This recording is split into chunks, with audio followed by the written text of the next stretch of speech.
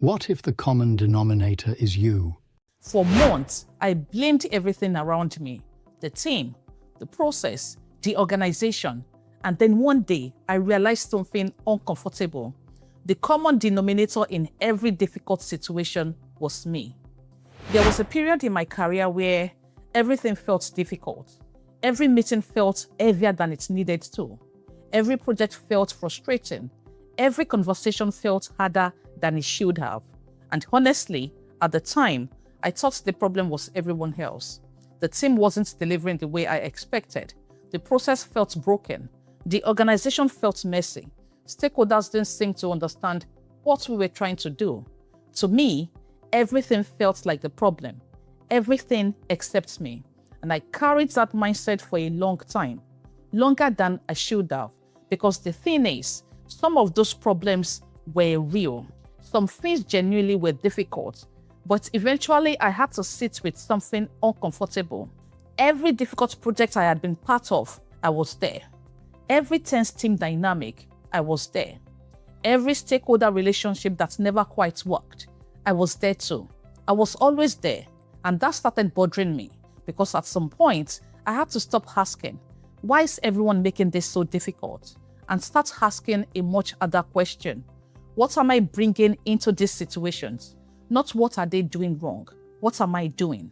What energy am I walking into meetings with? What assumptions have I already made before the conversation even starts? Am I trying to understand or am I trying to win?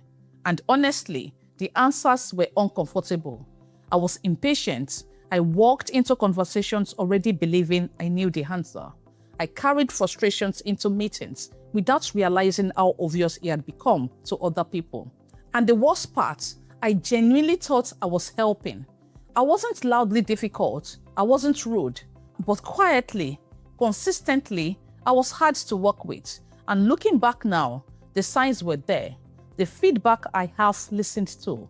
The relationships that never fully warmed up. The meetings where people suddenly became careful with their words around me. You know when you can feel people managing your reactions in the room? That's the hardest thing I've ever done professionally was look at myself honestly, not to beat myself up, not to decide I was a terrible person, but to finally take ownership of the part I was playing in the situations I kept complaining about. Because here's what I know now. You can't always change the team. You can't always change the company. You can't always change the environment. But you can change what you bring into the room. You can bring patience instead of frustration. You can walk into meetings trying to understand first instead of trying to win. You can ask more questions instead of assuming you already know the answer. You can make people feel heard instead of making them feel managed.